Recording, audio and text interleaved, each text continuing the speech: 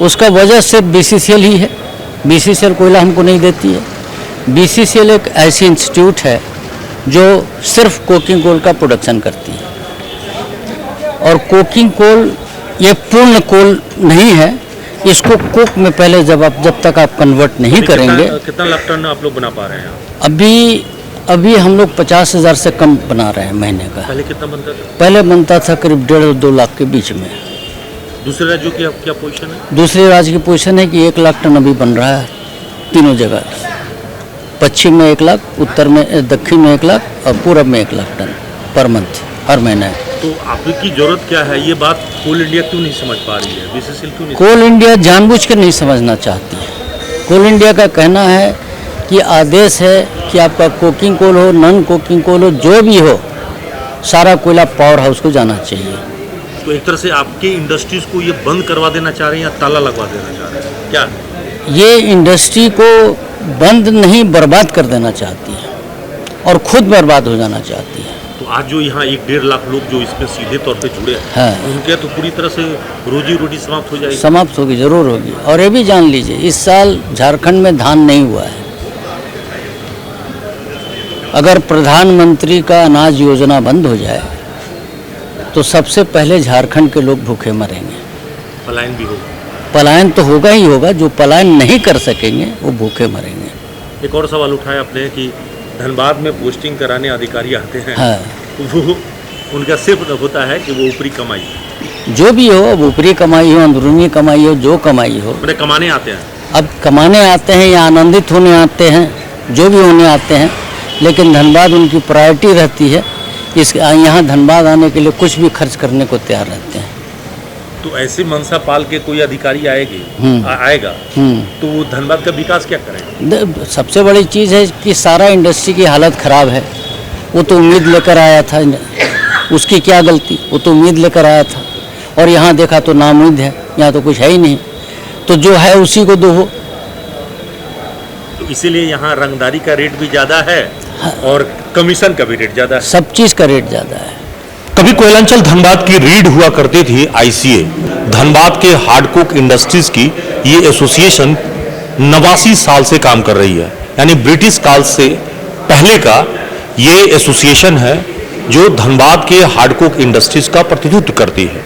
दुर्भाग्य यह है कि जितना ब्रिटिश हुकूमत के दौरान परेशान नहीं हुआ, उससे ज़्यादा परेशानी इस वक्त में हार्डकोक इंडस्ट्रीज की हो रही है। किस कारण से हो रही है, क्या नीतियां हैं, उस पर बातचीत करने के लिए इसके अध्यक्ष हैं बीएन सिंह, उनसे हम बात कर रहे हैं। सर, पहले तो बताएं कि 89 साल में क्या कुछ बदला है आपका आईसीए में? क्या बदला? आईसीए तो वैसे ही है।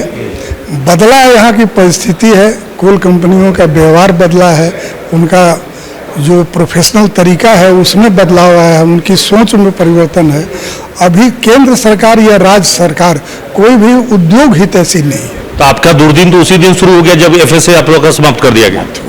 जिस दिन एफएसए समाप्त हुआ, कोई भी इंडस्ट्री परमानेंट, जब तक ले उसको परमानेंट सोर्स नहीं रहेगा रॉ मटेरियल का, तो कैसे कम्पीट करेगा, वो कैसे चलेगा? अब जो ये कहा जा रहा है कि कोयला मिल नहीं रहा है और बिना कोयला चोरी का आपका इंडस्ट्री चल नहीं सकती। बिल्कुल। तो कोयला जब नहीं मिलेगा तो इसमें तो स्वाभाविक आपके प्रश्न में ही उत्तर है। कोयला चोरी मजबूरी हो गई है। मजबूरी हो गई है, तो जो चलाना होगा तो आपको चोरी में ही कोयला अवेलेबल है, तो क्या होगा? कोई दूसरा कोई उपाय तो है नहीं। कोल कंट्रोल बनाने की वर्षों से मांग। कंट्रोलर का पहले कोल कंट्रोलर था जिसको उन्होंने डिफाइन कर दिया है, वही पहले रिलीज करती थी कोकिंग कोल के कोकिंग कोल किसको देना है। अब आज के दिन में थर्मल पावर में जला रहे हैं। जैसे पहले ये लोग क्या करता था, रेलवे में कोकिंग कोल को जला दिया, जो औचारी कमीशन में लिखा कि भाई इसको कोकिंग कोल का रिजर्व कम है, इसको कंजर्व करने के लिए ये लोग कुलरी का राष्ट्रीयकरण किया और उनके प्रियम्बल में है। और आज उससे ये लोग बिल्कुल हट करके फिर उससे भी ज़्यादा मनमानी कर रहे हैं। अब ईंट भट्ठा, चून भट्ठा, जिसको 30 को जो है वो कोकिंग कोल दे रहे हैं। अच्छा, कोयला चोरी की अगर बात हो रही है तो कोयला चोरी के लिए जिम्मेवार कौन है? जो कोल कंपनी है, बीसीसीएल का कोयला है। हमारा सिर्फ एक ही कहना है कि बगल में टाटा भी की कंपनी है, प्राइवेट कंपनी, उसके यहाँ क्यों नहीं कोयला चोरी होता है? यानी बीसीसीएल की नीयत ठीक रहे तो उसकी चोरी बंद हो जाएगी। बिल्कुल हो जाएगी, बिल्कुल बंद हो जाएगी। बीसीसीएल के अगर अधिकारी चाहेंगे, उनके यहाँ सीआईएसएफ का इतना बड़ा फोर्स है, टाटा के पास कौन सा सीआईएसएफ है? अगर ये कड़ाई रहे, सीएसएफ उनका अगर ठीक से अगर काम करे तो सवाल ही नहीं है कि चोरी होगा। अच्छा, हाल में आप लोग रंगदारी से भी बहुत परेशान रहे हैं। एरिया 1 से 5 तक में वहाँ के लोकल स्तर पर आप लोग की लड़ाई भी हुई, स्थानीय विधायक ढुल्लू महतो से भी आमना सामना हुआ, रुका है या अभी चल ही रहा है? चल ही रहा है, रंगदारी अभी भी मिल रही है? सब चल रहा है। रंगदारी आप लोगों को जो पहले राशि देना पड़ रहा था उसे बढ़ा दिया या वही रंगदारी देना पड़ रहा है? अब वो तो अभी हमको पता नहीं है कि बढ़ा दिया कि नहीं बढ़ा दिया, काहे कि कोयला अभी उधर से मिल नहीं रहा है। तो आप लोग बीच में उठाव भी बंद किए थे, विरोध भी हुआ, उठाव भी हुआ था, बंद भी हुआ था, तो अभी है, अभी कोई तो क्या मतलब पैचअप हो गया, अब सब कुछ ठीक हो गया? ना कुछ भी अभी ठीक कहाँ से होगा, कोई चीज ठीक थोड़ी, अगर रंगदारी जब खत्म हो जाएगा तभी ठीक होगा। तो पिछले रघुवर सरकार से लड़ते लड़ते हेमंत सरकार आ गई, दोनों सरकार आने के बाद भी रुका नहीं। ना सरकार जो सारी सरकार बदली है, कोई व्यवस्था में कोई थोड़ा परिवर्तन हुआ, वो क्या आपको पता नहीं है? जी। सरकार बदली है, व्यवस्था थोड़ी बदली है। एक बड़ा सवाल उठाया है पलटन बाबू ने, कहा कि अधिकारी धनबाद में पोस्टिंग कराने आते हैं कमाने के लिए।